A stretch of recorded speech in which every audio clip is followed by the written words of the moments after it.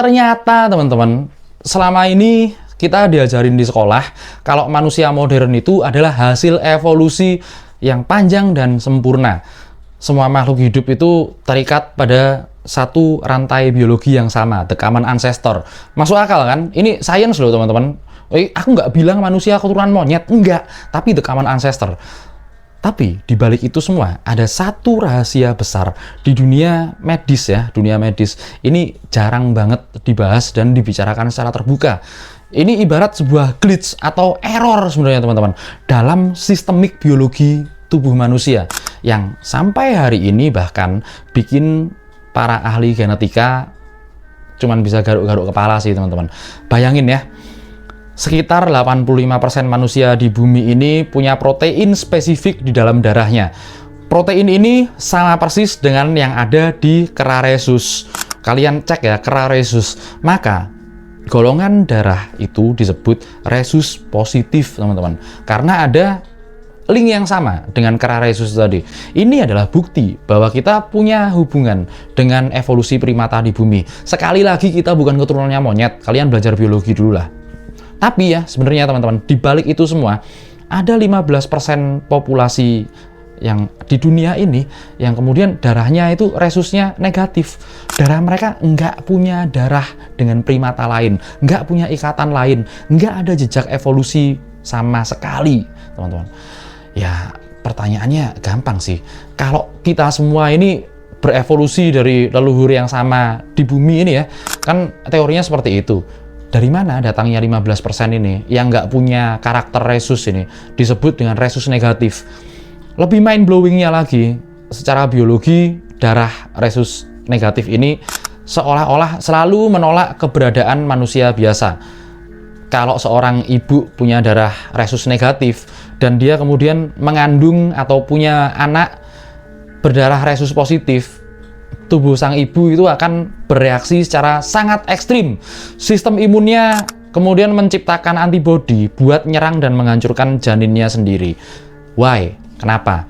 Karena tubuh sang ibu itu mendeteksi kalau anaknya dia sendiri ini adalah benda asing, parasit, atau bahkan virus yang berbahaya bagi tubuh manusia. Dalam hukum alam mamalia di bumi ini, hal ini sama sekali nggak masuk akal. Nggak ada spesies di bumi yang secara genetik didesain untuk menghabisi keturunannya sendiri yang ada di dalam kandungan. Nggak ada.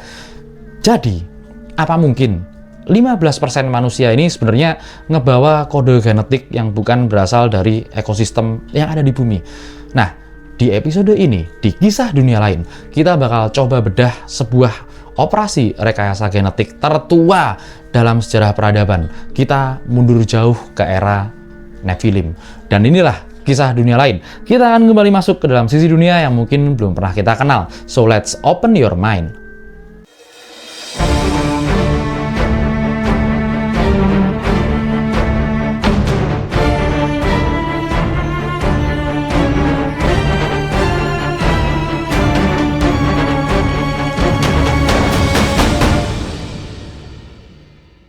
Oke teman-teman, untuk mencari jawaban dari mana asal darah yang aneh ini, rhesus negatif ini, sains modern sampai di hari ini masih buntu teman-teman.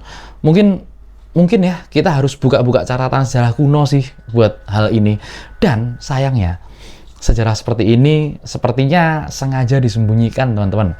Aku pakai referensi banyak hal ya.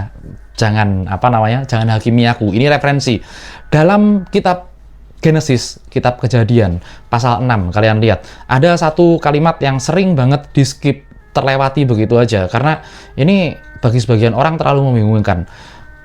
Bunyinya kurang lebih seperti ini. Pada waktu itu, anak-anak Tuhan melihat bahwa anak-anak manusia perempuan itu cantik-cantik. Lalu mereka mengambil istri dari siapa saja yang mereka pilih. Dan lahirlah orang-orang raksasa alias Nephilim itu. Gimana ya? Itu kedengarannya seperti mitos biasa kan? Tunggu dulu, belum. Detail mengerikannya nggak ada di situ. Detail mengerikannya ada di sebuah teks kuno yang bernama Book of Enoch atau Kitab Henokh. Henokh itu disebut-sebut sebagai Nabi Idris, teman-teman. Kitab ini sebenarnya sangat populer di peradaban-peradaban awal kita. Tapi secara sistematis seolah-olah dihapus dan dibuang dari kanonikal Alkitab dan pengetahuan-pengetahuan lain. Kenapa? Karena isinya terlalu radikal, teman-teman. Kitab Henokh itu menceritakan dengan sangat detail. Kalian cek dah, kalau kalian mau tahu baca yang namanya A Book of Henokh, Enochian. Nah, ini menceritakan bahwa anak-anak Tuhan ini ya, ini disebut sebagai The Watchers atau para penjaga. Jumlahnya exactly tepat ada 200. Mereka ini dipimpin oleh entitas yang bernama Semjasa. Semjasa seperti itu. Ini ibaratnya aku nggak tahu ya, malaikat atau apa, aku nggak tahu ya. Mereka ini turun dan kemudian mendarat di gunung yang disebut Gunung Hermon. Sebagai dukun logis ya, mari kita coba terjemahkan mitologi ini ke bahasa yang sangat modern. The Watchers ini bukan hantu, bukan roh halus, ini bukan setan gentayangan yang melayang-layang. Mereka ini adalah pengawas, teman-teman.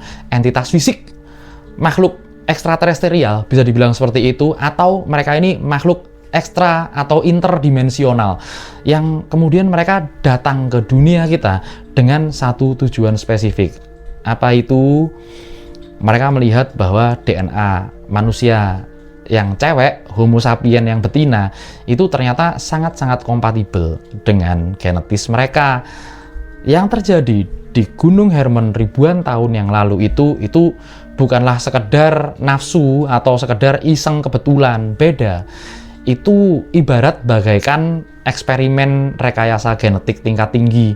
Sebuah breeding yang sangat ilegal yang dilakukan tanpa izin dan otoritas tertinggi pencipta alam semesta ini.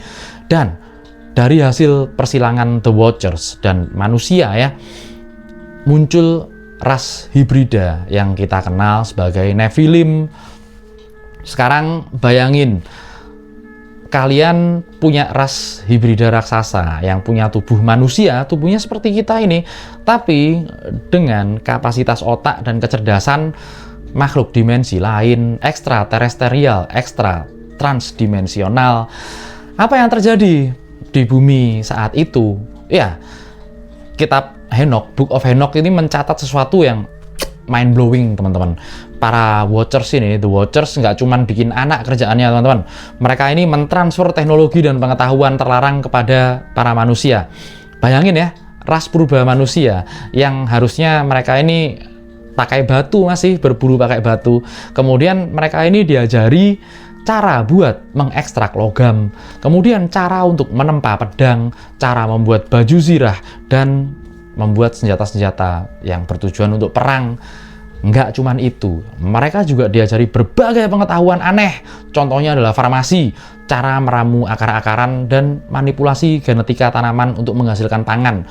Kemudian mereka diberikan pengetahuan astrologi tingkat tinggi, hingga kosmetik, teman-teman. Dan kemudian yang paling parah adalah diberikan pengetahuan ilmu-ilmu sihir untuk memanipulasi manusia lain. Teknologi ini mengakselerasi, mempercepat peradaban di bumi ribuan tahun lebih cepat dari seharusnya, dan efeknya sangat destruktif. Nephilim akhirnya karena mereka kuat ya, mereka mendominasi bumi, bukan cuma raksasa tapi cuma cerdas. Mereka mengkonsumsi semua sumber daya, dan ketika semua sumber daya mulai habis dan menipis, teks kuno ini mencatat bahwa mereka mulai membuat manusia sebagai sumber daya dan sumber makanan mereka. Bahkan mereka saling kanibal, makan satu dengan yang lainnya. Bumi ibarat berubah menjadi zona perang yang sangat kacau balau. Poin pentingnya di sini, teman-teman, DNA asli manusia, Homo sapien, pelan-pelan terkontaminasi. Gen murni manusia hampir punah karena kawin silang besar-besaran menghasilkan spesies atau manusia-manusia yang sangat kuat ya. Dan kalau DNA manusia habis, manusia yang murni, maka tujuan awal penciptaan manusia di bumi ini otomatis gagal total. Nggak mungkin dong rencana Tuhan gagal, nggak mungkin. Lalu, apa kemudian respon dari otoritas tertinggi atau Tuhan saat melihat eksperimen genetika ini merusak bumi? Nah, Di semua peradaban kuno ya teman-teman, mulai dari catatan Sumeria tentang Epic Gilgamesh, epos Gilgamesh itu, kemudian papirus-papirus kuno yang ada di Mesir, kisah suku Maya kuno yang ada di Amerika, bahkan sampai catatan agama-agama Samawi. Di Jawa sekalipun ada yang namanya Nabi Sis, Nabi Sid. Ya kalian cek lah itu seperti apa, yang menurunkan dewa-dewa itu loh. Semua sepakat pada satu peristiwa. Peristiwa apa itu? Banjir besar global, teman-teman. Dulu ya, kita disuruh percaya-percaya aja kalau banjir semasa Nabi Nuh itu cuman azab karena moralnya manusia bejat seperti itu. Tapi coba kita iseng mikir pakai kacamata genetika yang sedang kita bahas ini. Banjir besar itu ibarat sebuah protokol karantina darurat, teman-teman. Ini adalah ibaratnya global reset dari Tuhan, teman-teman. Otoritas tertinggi, Tuhan, itu harus nyapu bersih semua permukaan bumi. Ya dengan air itu paling gampang. Ya Tuhan mungkin bertujuan memusnahkan garis keturunan Nephilim yang merusak tatanan evolusi di bumi secara natural, teman-teman. Nabi Nuh dan keluarganya kemudian diselamatkan bukan cuma karena mereka orang baik, tapi dalam teks kuno Ibrani disebutkan Nuh itu sempurna di antara orang sejamannya. Kata sempurna di sini ini pakai kata tamim yang dalam bahasa aslinya sering digunakan untuk mendeskripsikan kondisi fisik atau kondisi genetis yang tanpa cacat. Kita sedang ngomongin bahasa Hebrew ya, bahasa Ibrani ya. Artinya, Nabi Nuh adalah salah satu dari sedikit manusia yang tersisa yang DNA-nya sama sekali belum terkontaminasi oleh DNA Nephilim. Banjir itu ibarat adalah ya operasi sterilisasi lah, disterilkan bumi ini dalam skala yang sangat besar. Ya, banjir besar mungkin berhasil menghabisi fisik raksasa. Para Nephilim itu kan fisiknya disebut gede-gede ya. Tapi pertanyaannya, apakah gen mereka benar-benar 100% lenyap? I don't think so. Disinilah kita balikkan lagi di alur awal itu tadi. Kita harus kembali menyatu dengan fenomena darah resus negatif. Di awal video tadi kan aku sebutin. Banyak peneliti alternatif yang meyakini bahwa anomali darah resus negatif adalah sisa-sisa jejak genetik dari para Watchers dan Nephilim yang berhasil menyelundup, menyusup, lolos dari banjir purba itu, teman-teman. Dan ini ada fakta demografi yang bikin merinding sebenarnya, teman-teman. Coba tebak, konsentrasi darah resus negatif yang paling tinggi di dunia ada di mana? Ada di mana? Ya, ada di orang-orang Basque di Spanyol, ada di keluarga kerajaan Inggris, ada di monarki-monarki Eropa, dan ada di dinasti elit-elit oligarki lokal ataupun oligarki global yang mengendalikan sistem perbankan dunia ini. Seperti itu, teman-teman. Pernah mikir nggak kalian kira-kira? Kenapa sih keluarga kerajaan di era Mesir kuno, yang Fir'aun itu, sampai era monarki-monarki Eropa pada abad pertengahan, sampai keluarga Rothschild itu punya obsesi yang disebut ya gila banget sama yang namanya kemurnian darah keturunan mereka atau the royal family mereka. Kenapa? Mereka kemudian rela melakukan pernikahan, perkawinan dengan saudara-saudara sedarah, dengan sepupu-sepupu, bahkan dengan keponakan-keponakan sendiri. Kenapa? Padahal ya, secara medis, dari jauh hari itu udah diketahui kalau itu sangat-sangat beresiko melahirkan anak atau keturunan yang cacat. Mereka boleh menyebut ini sebagai the royal blood, darah yang mulia, atau disebut oleh orang Indonesia darah biru katanya. Darah biru itu darahnya Belangkas, teman-teman. Itu buat obat itu. Kenapa mereka menolak orang luar? Itu kemudian masuk ke keluarga mereka, masuk ke silsilah mereka. Ya, karena mereka sedang mempraktekkan yang namanya manajemen genetikal.